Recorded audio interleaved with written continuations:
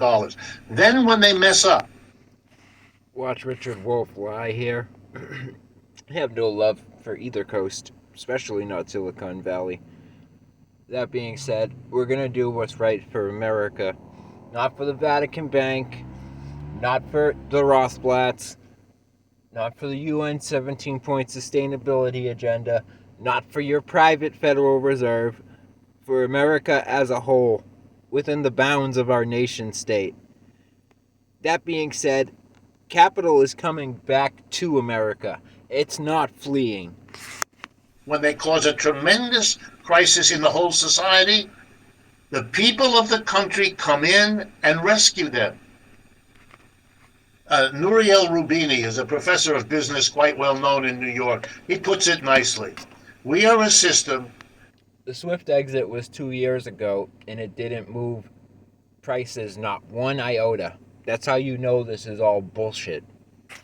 In which profits are privatized and the costs are social.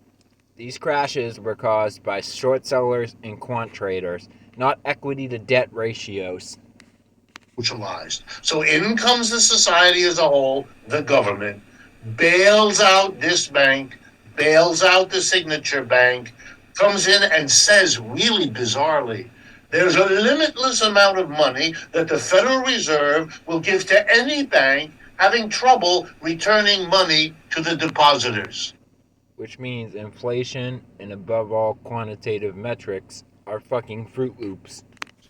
Oh my God, we're in a society that says we have a problem with inflation. If you have a problem with inflation, opening the Fed window to limitless amounts of money is the equivalent of trying to put out a fire by pouring kerosene on it. That's not going to end the fire. That's going to make it flare up. So you're watching a system, and this is what's scary.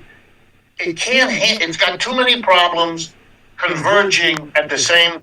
In the Soviet Union, you were still charged toll booths like electricity and water bills. You were still charged rent for an apartment. They still had futures contracts. These are two sides of the same eagle. The sooner you get that, the better. Time. What it does for one worsens the other. It raised interest rates to stop an inflation. It got a bank crisis. It offsets the bank crisis by. They love saying, oh, you're crushing the little guy. And then they want you to consolidate power so you can kill him instead. By opening the Fed window. That doesn't mean being a creditor or property relations are an answer to this in any way, shape, or form. Smarter men than me don't have the absolute answer, but this is not the way. Oops, that worsens it. This is impossible. And we're watching a society implode. There's really no nice word for this. Every foreign company and individual. He's been saying, watching us implode for 30 damn years now. You ever heard of neuro-linguistic programming? The most powerful quantitative unit of words is no. Learn how to start saying no. Who has put money in the United States over the years because it's safe, because it's stable, all that's going. Money is coming back here. They don't want to live in hellscapes in the Caymans and Panama. It's coming back here.